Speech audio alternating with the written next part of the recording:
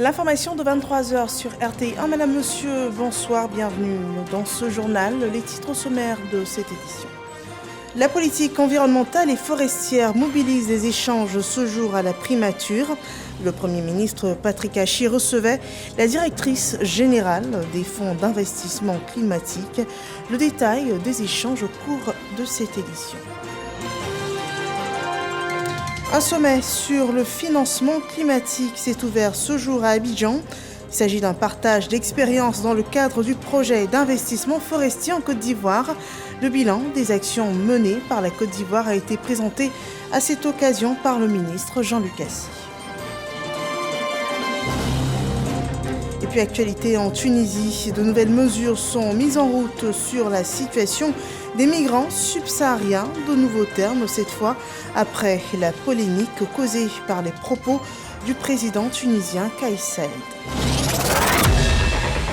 Bienvenue dans ce 23h. Une réunion des fonds d'investissement climatique se tient depuis ce jour à Abidjan. La préoccupation sur la résilience contre les changements climatiques mobilise donc les échanges. Le Premier ministre Patrick Hachi s'est entretenu dans ce cadre avec la directrice générale des fonds d'investissement climatique, suivant ce récit de Franck Wadio.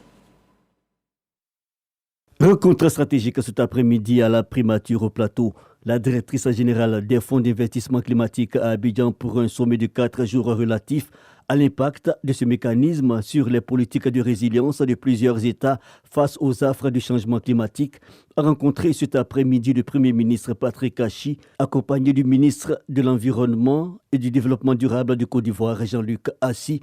Une rencontre jugée enrichissante. Il est vraiment bien informé, il est au courant, il y a une vision très claire de ce qu'il est nécessaire à faire globalement et ici au Côte d'Ivoire aussi.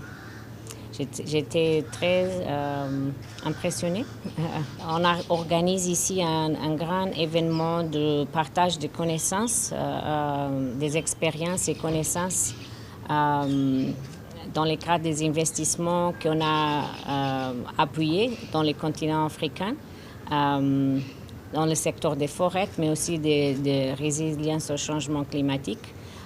Il y a vers 20 pays d'Afrique qui sont là et qui viennent partager ces expériences. Les fonds d'investissement climatique sont un accompagnement financier de plusieurs programmes, dont celui de la conservation forestière et du mécanisme REDD+. La BAD, Banque africaine de développement, est l'une des agences d'exécution de ces fonds, en abrégé FIC. Et voilà, des échanges avec le Premier ministre ivoirien dans le cadre de l'ouverture ici à Abidjan des travaux sur le financement climatique. Une réunion au cours de laquelle ont été exposées les actions de la Côte d'Ivoire pour le projet d'investissement forestier dans notre pays. Des précisions par Grace Kando. Le Fonds d'investissement climatique a soutenu 17 pays en développement pour le financement de leurs projets d'adaptation et d'atténuation en matière de lutte contre les changements climatiques. Il a été créé en 2008. 15 ans après, les bénéficiaires se retrouvent à Abidjan au cours d'un sommet pour partager les connaissances acquises. Au niveau de la Côte d'Ivoire, nous avons apporté un fonds de près de 28,5 milliards de francs CFA.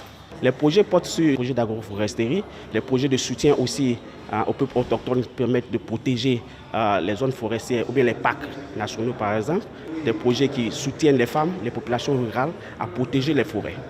Cette rencontre révèle un intérêt pour le ministère du Plan.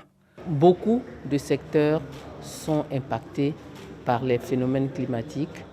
Et au niveau du plan national de développement, on considère que le climat est une préoccupation transversale pour beaucoup de départements. C'est une rencontre importante qui va nous permettre de voir comment aller plus loin et capter les ressources nécessaires pour que la Côte d'Ivoire puisse également financer donc, ces préoccupations climatiques. La rencontre qui dure 4 jours permet au ministre de l'Environnement et du Développement durable de faire le point de la collaboration entre la Côte d'Ivoire et le Fonds d'investissement climatique. La mise en œuvre de ces projets ont permis à la Côte d'Ivoire d'élaborer sa stratégie nationale de REDD+, de réaliser plus de 20 000 hectares d'agroforesterie cacaoyère et de reboisement avec une forte implication des femmes, de renforcer la protection du parc national de Taï, le plus grand bloc de forêt primaire de l'Afrique de l'Ouest, et enfin d'initier des conventions avec les associations de femmes et des partenaires pour la gestion publique, privée des forêts classées. Le ministre Jean-Luc Assy annonce ce mardi une visite de terrain afin de présenter aux participants quelques échantillons des réalisations du projet d'investissement forestier en Côte d'Ivoire. Nous parlons toujours d'environnement. Centrons-nous cette fois sur cette journée spéciale Eaux et Forêts à Paris. Le ministère ivoirien des Eaux et Forêts, à part le ministre Laurent Tchagba, on fait la promotion de la politique de lutte contre la déforestation en Côte d'Ivoire. Une stratégie ivoirienne qui a été exposée au cours d'une conférence sur les opportunités d'investissement dans le secteur forestier et le défi de la souveraineté alimentaire. Le point avec Mamadou Kouassi. Pour sa première participation officielle avec un stand, le ministère des Eaux et Forêts s'est dédié une journée, un moment consacré à la promotion de la politique de l'agroforesterie et des actions de lutte contre la déforestation. L'un des actes forts de cette journée de la forêt ivoirienne a été la signature d'un mémorandum portant sur la régénération de la forêt ivoirienne, surtout les forêts classées. Le travail qui va se faire en Côte d'Ivoire concerne une étude de faisabilité pour identifier les potentialités de la forêt et pour développer les projets de crédit carbone. L'étude va se faire sur 3 forêts. C'est une étude de faisabilité sur la forêt classée de D et la forêt classée de Nourou 1 et Nourou 2. Ces forêts font partie des forêts de catégorie 3, dont les forêts dégradées à hauteur de 115%. Donc ces forêts sont éligibles dans ces catégories de convention. Le ministre Laurent Tchagba soutient que cet acte vient concrétiser la vision du président de la République, Alassane Ouattara. Nous avons démontré que le travail qui est fait pour démontrer que les produits que la Côte d'Ivoire va envoyer dorénavant dans les pays européens seront des produits légaux, parce qu'ils auront respecté le principe de la non-déforestation. Aujourd'hui, nous sommes encore sur la plateforme de ce salon pour informer, pour sensibiliser et mobiliser les partenaires à venir en Côte d'Ivoire pour qu'ensemble on puisse lutter pour la mise en place des moyens pour lutter contre la déforestation. Cette journée dédiée à la forêt ivoirienne a été meublée de panels et de visites des stands. Et toujours sur la préservation de l'environnement, rendons-nous dans l'est de la Côte d'Ivoire, à Akobossué, où les plantations de cacao sont menacées par la maladie de Swollen Shoot. Là-bas, nos équipes ont constaté l'impact de ce virus sur toute la chaîne de production et les producteurs sont donc contraints de diversifier les cultures afin de faire face à cette crise, suivant ce constat de Victorine Yaouyoboué. De 5 412 tonnes pour la campagne 2019-2020, la production de fèves de cacao de la sous-préfecture d'Akobossué est passée à 3 661 tonnes pour la campagne 2021-2022, soit une baisse de plus de 32%. La cause de cette baisse de production, la maladie du Swollen Shoot. Elle ravage le verger depuis plusieurs années. Un manque à gagner pour les producteurs qui subissent de plein fouet cette crise dans l'indénié Djoabla. Moi, j'avais 3 hectares de cacao. Aujourd'hui, je me retrouve avec 1,5 hectare. Tout l'argent que j'ai gagné là, maintenant, je ne gagne plus. On dit sur l'insulte, là, c'est sida de cacao. Ça dépasse sida. Vraiment, on est allé très reculons. Avant, je pouvais faire plus de 10 tonnes. Donc aujourd'hui que je vous parle, présentement, si j'ai tout fait, peut-être 2 à 3 tonnes de cacao. Aujourd'hui, avec la maladie Swollen Shoot, toutes les coopératives sont tombées ici. Même en face de moi, c'était une coopérative. Aujourd'hui, ils ont fermé les portes. La coopérative mise sur pied par les femmes ne se porte pas mieux. Seul moyen de lutter contre ce fléau, abattre les pieds de cacaoyers. En retour, l'État verse des émoluments aux producteurs sinistrés. Une fois on coupe le cacao, nous ne donnons que 50 000 francs à l'hectare. Et c'est pour toute l'année. On ne donne plus, il n'y a plus de quelque chose encore en retour. Vraiment, on a du mal à vivre. J'ai récolté plus de 10 tonnes de cacao. Aujourd'hui que je ne le connais plus, Même ma coopérative même ne peut plus me reconnaître. Parce que si j'ai un problème, la coopérative ne peut pas me donner un crédit. Avec quoi je vais payer? Grâce au cacao, les exploitants agricoles de l'Indénié Djoablin ont considérablement contribué au développement de leur village. Aujourd'hui, cet élan est mis à mal par la maladie du Schulen-Schut. La seule issue, la diversification des cultures et des activités pour redonner le sourire aux producteurs. Il y a du nouveau dans le secteur de l'enseignement technique, la mise au point d'une benne à ordures améliorée par des apprenants du lycée professionnel des métiers de la mécanique et de l'électricité de Koumassi. Cette benne a été fabriquée avec des matériaux 100% made in Côte d'Ivoire et sa particularité, c'est de ne pas laisser entrevoir les ordures et de ne laisser échapper également les eaux usées sur la chaussée. On le découvre dans ce reportage de Davis Oyo et Sephora Zegui. Les ministres Nguessan Kofi et Boaké Fofana, respectivement en charge de l'enseignement technique et de la formation professionnelle, de l'assainissement et de la salubrité, sont au lycée professionnel des métiers de la mécanique et de l'électricité de Koumassi. Une visite conjointe pour découvrir le fruit du travail des formateurs et apprenants de ce lycée. Il s'agit du prototype de la benne améliorée à collecte d'ordures. La benne améliorée a été conçu en tôle noire d'épaisseur 4 mm. Il a une longueur de 5,8 mètres, une largeur de 2,4 mètres, une profondeur de 1 mètre. Une des particularités, lorsque la benne est chargée comme ferme, il y a 0 déperdition, 0 déchet sur la route. En plus de cela, nous avons dans le fond un réservoir de rétention d'eau usée de 1,5 mètre cube. C'est valoriser d'abord les compétences de nos populations, de nos chercheurs, de nos apprenants, nos étudiants. C'est les mettre en valeur. Faire en sorte qu'on les mette en confiance. Vous voyez, dans le prototype qu'on a proposé, il y a des ordures, mais il y a de l'eau. Mais l'eau, la partie est liquide et sera recueillie à partir de cette benne et sera vendue probablement ou proposée à d'autres structures, d'autres institutions qui vont valoriser ces liquides en engrais, en éléments nutritifs peut-être pour les plantes. Cette première version manuelle de la benne améliorée ravit déjà le premier bénéficiaire qui n'est autre que le ministre de l'Hydraulique, de l'Assainissement et de la Salubrité. On a des coffres. Quelquefois, on paye de l'eau, au lieu de payer des ordures. Et quand ils transportent, ils en laissent une partie sur les routes. Et c'est de fil en aiguille, on en est arrivé à cette solution, qui est une solution qui est moins coûteuse pour nous et qui répond vraiment à nos besoins, qui est adaptée à nos habitudes. Et on ne va pas s'arrêter là. C'est-à-dire, il y a un premier prototype. Donc, comme on l'a vu tout à l'heure, ils vont le rendre encore plus performant. Il pourra s'ouvrir tout seul et se refermer tout seul. Et il pourra même envoyer un signal pour dire qu'il est plein. Outre les bennes modernes, les bacs à ordures classiques y sont également produits. Des poubelles intelligentes et la fabrication de pompes villageoises sont aussi en cours de mise en œuvre dans ce lycée professionnel pour le bien-être des Ivoiriens. Et ce n'est pas la seule initiative pour le bien-être des Ivoiriens. Partons pour la ville de Boaké, où un marché moderne a été ouvert. Une infrastructure que nous fait découvrir Jennifer Ouattara dans ce reportage commenté par Soro Corona.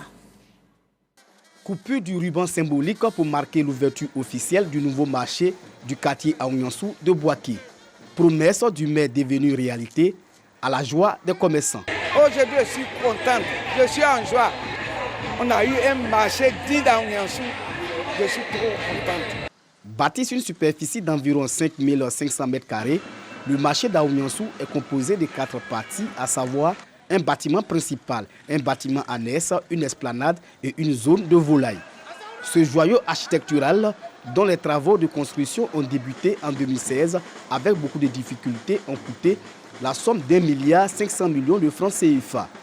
Une réalisation rendue possible grâce à un partenariat entre la mairie de Boaké et une agence immobilière conceptrice de cette infrastructure économique. C'est le plus beau marché de Côte d'Ivoire.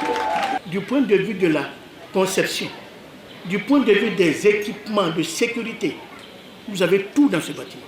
Je voudrais lancer un vibrant appel à tous les usagers à prendre soin de ce petit marché pour lui permettre d'être pour des siècles et des siècles encore, comme aujourd'hui une bâtisse reluisante et attirante pour sa beauté et pour sa pauvreté. La cérémonie d'inauguration a vu la présence des autorités administratives, politiques, traditionnelles, religieuses de la région du Béquet, ainsi que des élus d'autres communes sœurs. Occasion pour le ministre des Transports, Amadou Kone, cadre de Bouaké, d'inviter les commerçants à être des modèles. Il faut que nous accompagnions les populations. Il faut que nous nous donnions la main pour faciliter l'accès aux opportunités qui s'offrent à nos populations. Et je sais que vous les appelez sur tous les plus de richesse qui est en modèle. Avec cela, je voudrais sur mon propos réaliser ce genre de structure au profit de vos autres sœurs. C'est extrêmement important. Le bâtiment principal du marché compte 104 magasins, 133 box, 229 étals, 3 blocs sanitaires. Quant au bâtiment annexe, il comporte 4 boucheries, 4 poissonneries, 2 locaux frigorifiques destinés à la conservation des produits alimentaires et 2 blocs sanitaires. L'Office national de l'état civil et de l'identification se lance dans la sensibilisation à la déclaration des décès, un acte important pour obtenir des données fiables et sécurisées de l'état civil en Côte d'Ivoire. On le voit dans cet élément de Sidonie Davila. 20% des décès sont déclarés à l'état civil. Un chiffre qui interpelle les premiers responsables de l'ONESI. L'institution, dans une dynamique d'asseoir un système d'état civil fiable et sécurisé, partage sa vision avec un maillon essentiel dans la sensibilisation, les acteurs des structures du funéraire. Ce n'est pas normal, autant les naissances doivent être déclarées, les décès aussi doivent être déclarés parce que ce sont des éléments importants de la planification du développement. Parce que lorsque une identité est créée, cette identité, il faut qu'elle cesse d'exister au moment du décès et aussi que les différents parents, ceux qui vont utiliser cette identité pour accomplir des démarches administratives, soient aussi sécurisés dans l'utilisation de cette identité pour qu'elle ne se retrouve pas dans les mains de n'importe qui. Alors aujourd'hui, nous rencontrons les acteurs du secteur funéraire pour qu'eux aussi puissent comprendre la stratégie nationale de l'état civil et de l'identification. Selon l'ONESI, les causes de la non-déclaration des faits d'état civil dont les décès sont connus. L'éloignement des centres d'état civil, le personnel en manque de formation, la mauvaise conservation des registres, la digitalisation aidant, l'institution entend apporter des solutions pour améliorer le système. La modernisation introduit de nouveaux instruments qui sont des instruments digitaux qui font en sorte qu'on peut aujourd'hui déclarer un acte, un fait d'état civil à l'endroit où il survient. Pour faciliter la tâche aux usagers, l'ONESI prévoit des bureaux d'état civil dans les centres de services publics. Le CHU de Trècheville est un cas d'école avec l'installation d'une mairie annexe. L'objectif, c'est de faire en sorte que très bientôt, on ne puisse pas aller loin pour obtenir son acte d'état civil, comme déjà cela se passe à la mairie de Trècheville, et que dans les grands hôpitaux, dans les grands centres où on enregistre beaucoup d'actes, beaucoup de faits d'état civil, que le document soit disponible in situ, c'est-à-dire dans le centre même avant de sortir. Donc très bientôt, vous allez voir que dans les grands hôpitaux, dans les grandes maternités, dans les gros villages, on va avoir des bureaux d'état civil qui ont été pris en compte par la loi, et encore avec les points de collecte communautaires, on va faire en sorte que la digitalisation permettra d'avoir le document d'état civil, l'acte d'état civil très vite, dans peut-être bientôt son smartphone bien délivré rapidement dans tous les services. Un aspect aussi important dans cette étape de sensibilisation, le registre national des personnes physiques, RNPP. Plus de 6 millions de personnes inscrites pour le moment. Il englobe tous les actes de la vie conformes à l'identité d'une personne, naissance, mariage, décès, y compris sa biométrie. Nous passons à présent au point sur la situation du coronavirus en Côte d'Ivoire.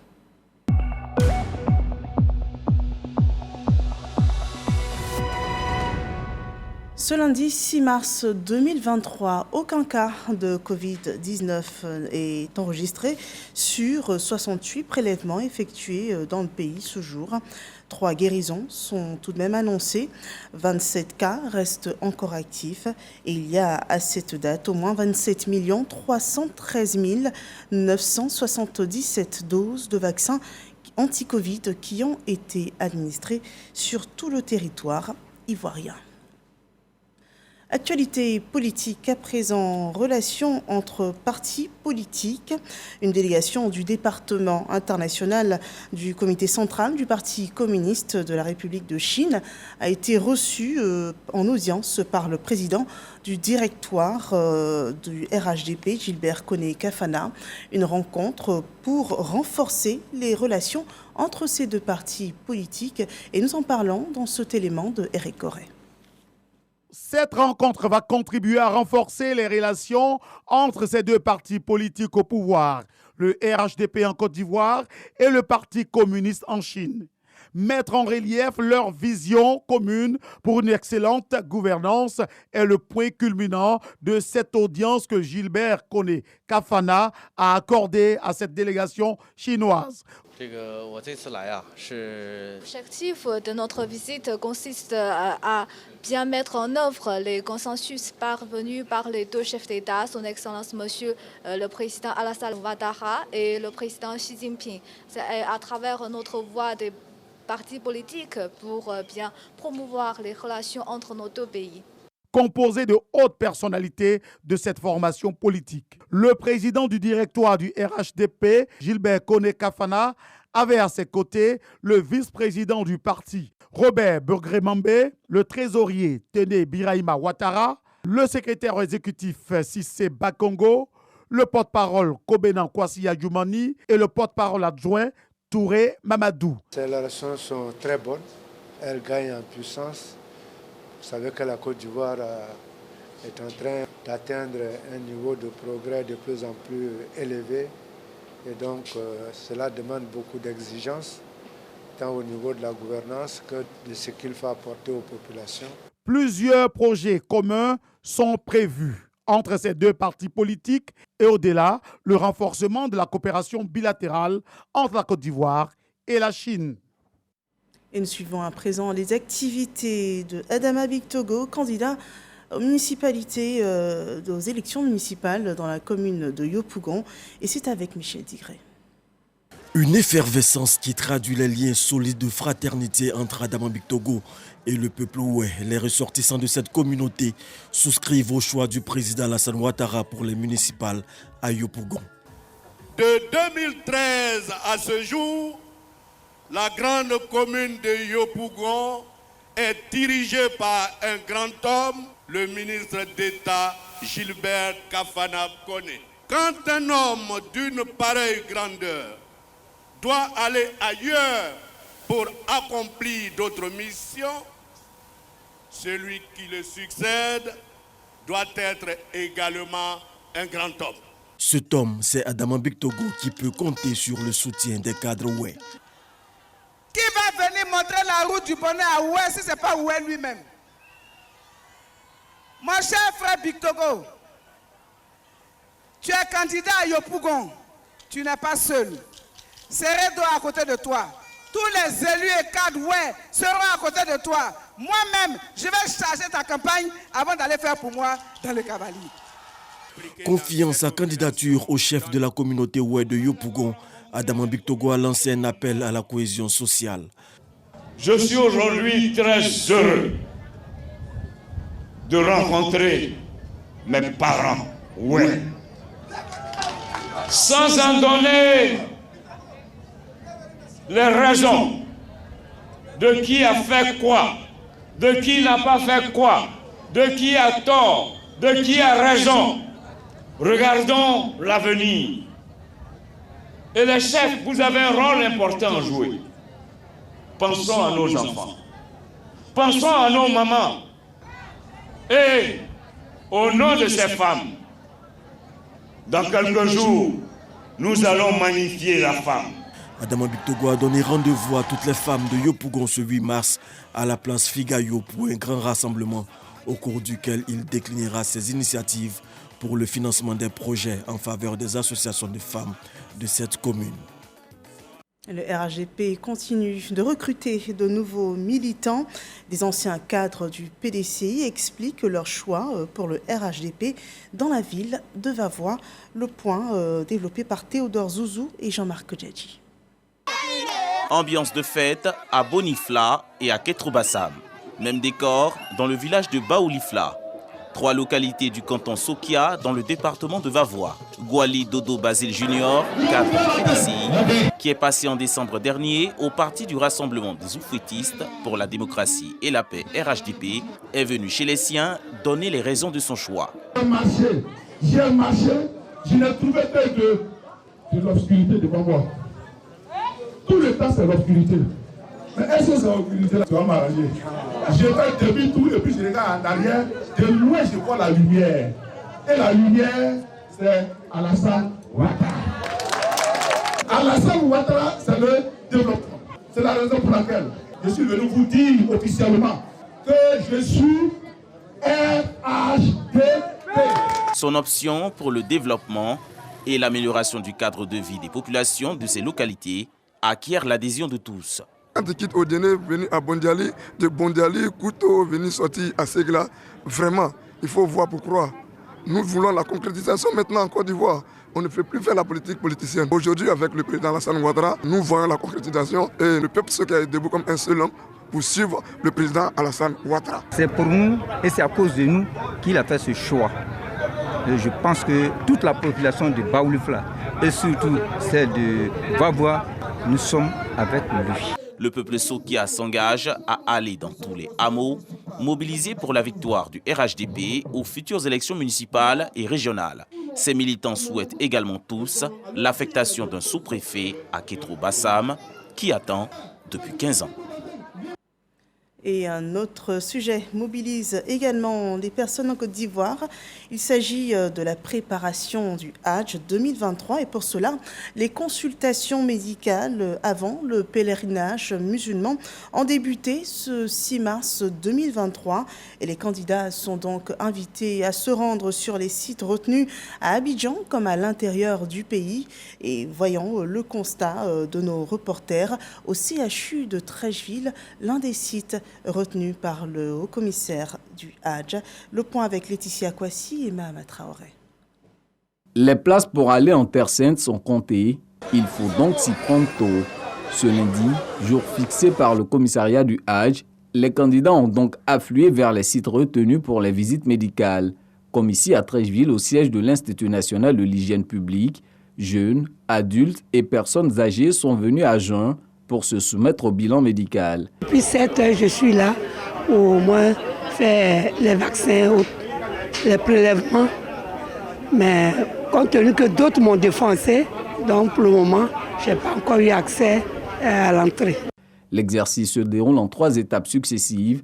D'abord les examens sanguins, ensuite la radiologie des poumons, enfin se mettre à jour des vaccins. Après de longues heures d'attente, les candidats repartent soulagés. Bon, aujourd'hui, on dit Dieu merci, parce que comme c'est le premier jour de boulot, c'est pas facile.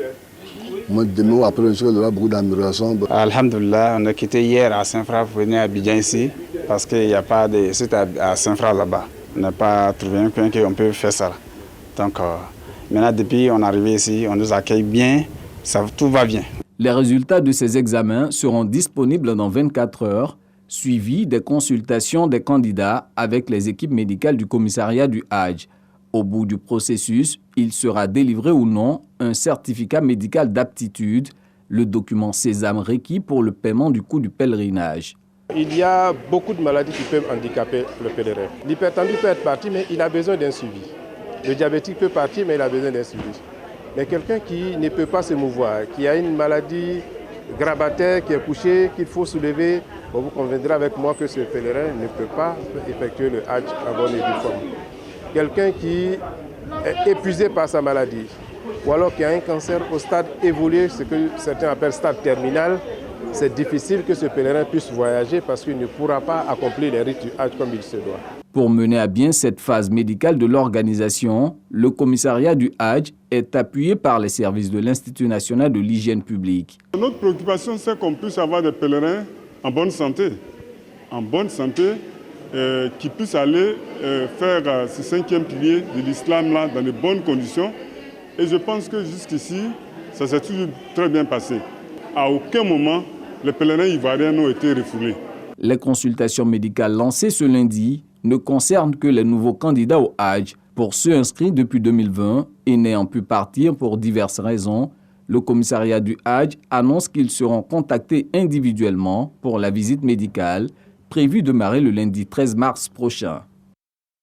Voilà, et ces consultations médicales sont un préalable avant tout paiement des coûts du Hadj 2023.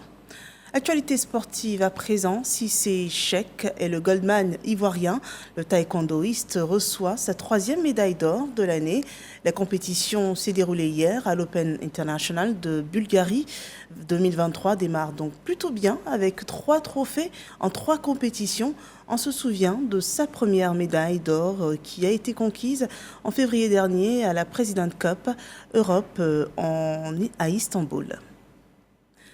Il n'est plus le patriarche Abdoulaye Diallo, décédé dans la nuit dernière, ancien compagnon fidèle de Félix Houphouët-Boigny, premier président de la République de Côte d'Ivoire. Le patriarche Abdoulaye Diallo était par ailleurs maire de la commune de Djekanou, où il a contribué à bâtir cette ville pendant les 33 années passées à la tête de la municipalité. Loyauté, fidélité, humanisme et discrétion étaient des valeurs qui caractérisaient l'homme. Le patriarche Abdoulaye Diallo a tiré sa révérence à l'âge de 92 ans. Et actualité internationale à présent, tout près de chez nous, au moins 12 civils ont été tués jeudi lors des attaques de groupes terroristes dans le nord du Burkina Faso, selon des sources locales. Une nouvelle attaque du village Aorema, à une dizaine de kilomètres de Ouaïgouya, le chef-lieu dans la région nord de ce pays. Et selon une source sécuritaire, des opérations sont en cours dans cette zone qui est régulièrement visée par des djihadistes. Un couvre-feu a été d'ailleurs instauré jusqu'au 31 mars prochain dans toute la région nord du Burkina Faso, frontalière du Mali. Et l'actualité également hors de nos frontières, des mesures pour calmer la polémique créée par les propos du président Kais Saied au sujet du statut des Africains subsahariens en Tunisie. Les autorités tunisiennes annoncent des mesures pour faciliter les procédures de séjour des étudiants subsahariens et assouplir celles des départs volontaires de migrants irréguliers vers leur pays. Il est annoncé une carte de séjour d'1 an, le récépissé de la demande de la carte de résidence prolongée de 3 à 6 mois et la mise en place d'un numéro vert pour signaler les violations de droits de l'homme. Également, autre mesure, l'exonération des pénalités de séjour pour les migrants souhaitant faire un retour volontaire dans leur pays. Voilà, c'est ici qu'on s'arrête pour cette édition d'information. Je vous souhaite une excellente fin de soirée sur RT1.